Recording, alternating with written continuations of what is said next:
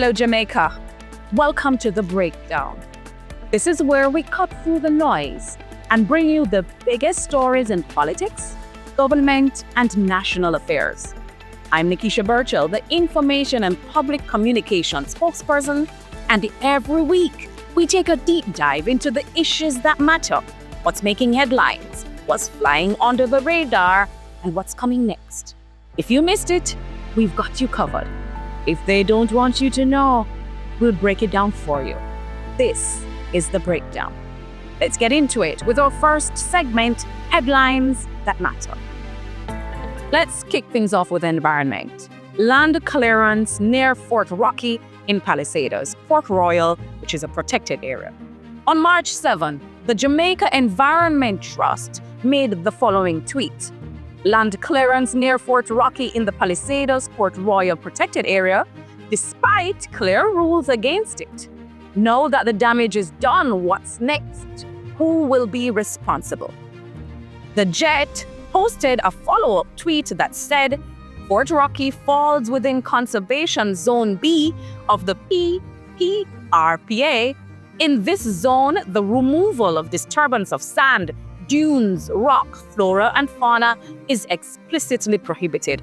Who gave permission for this? And of course, they tagged NEPA, Matthew Samuda, the Jamaica National Heritage Trust, and Babsy Grange, our Minister of Culture. Diana McCauley also tweeted, "This is absolutely horrendous. Declaring a protected area means nothing in Jamaica." Again, Matthew Samuda, Andrew Holness, and NEPA were tagged to these tweets. Entertainer Spragga Benz got into the action. He tweeted, "I am an entertainer, but I don't support this move. This is not an ideal location for an entertainment complex. Little to no thought was put into this decision, if you ask me, without bias," end quote. There was also a press release from our spokesperson on environment and ecological heritage, Senator Sophia Fraser-Binns, where she raised concerns about what she described as the unregulated development and destruction of mangroves at Fort Rocky. So nothing is sacred in Jamaica. Our environment is for sale. The Prime Minister and the Minister with responsibility for the environment may say one thing when they are at COP, but when it comes to the preservation of our environment, they are willing to do whatever to ensure that their agenda is advanced. At what expense? The expense of our environment. Housing crisis.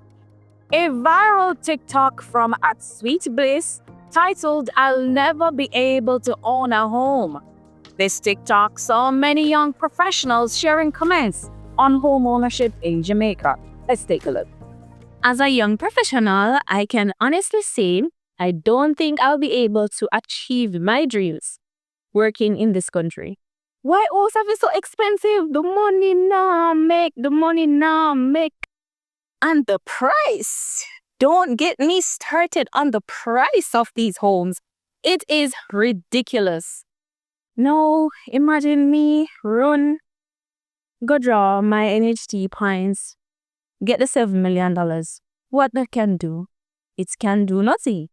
Even if me join up with somebody else that still cannot buy a decent livable space in a like Kingston or the St. Catherine area, like, make no sense.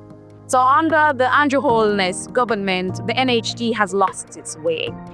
They were supposed to be an entity that would make home ownership easier for the average Jamaican. But while the government bilks the National Housing Trust of $10 billion annually, Jamaicans can't afford the houses that are being priced for them at $40 million for a one-bedroom apartment. Can you afford a home in Jamaica? The health crisis in Jamaica. The government has failed to protect patients from rising health costs.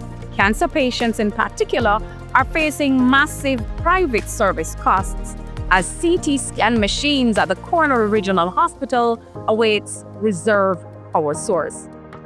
According to the Jamaica Gleaner, already physically weakened cancer patients at the Cornwall Regional Hospital are also dealing with the emotional and financial strains of finding several $100,000 for private CT scans and other tests while awaiting access to state-owned machines to be available to them. The CT scan machines are waiting on the Jamaica Labour Party government to find the backup batteries to make the new machines work after waiting for over a year. Only in Jamaica under the Jamaica Labour Party.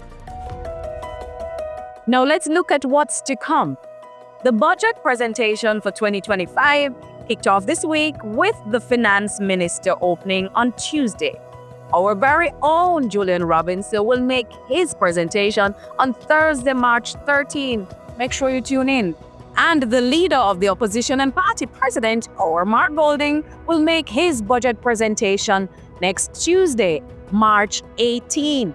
This will be like no budget presentations you've seen before, so make sure you tune in for Mark Golding as he gives you the blueprint of what Jamaica will look like when he becomes Jamaica's 10th Prime Minister. And that was a breakdown. I hope we helped you to cut through some of the noise that's swirling in the media landscape. I'm Nikisha Burchell. Join me next week. Same place, same time. Thank you for viewing.